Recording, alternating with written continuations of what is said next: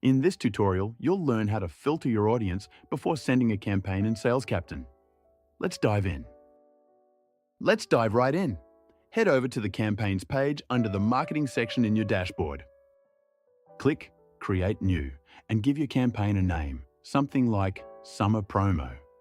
You can toggle the button so only email recipients are turned on, then click the arrow on the right to continue. Now the recipients pop-up appears. Let's filter by time created and select all contacts that were added this month.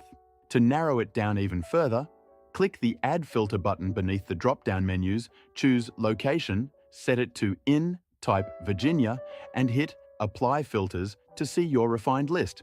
Then click Select Recipient to lock it in. You'll now see a schedule step in the visual editor.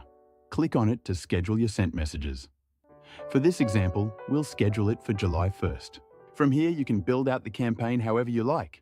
We'll drag and drop a Send Email node right onto the canvas. Finally, click Launch Campaign to head back to the campaign list view where you'll see your new campaign up and running.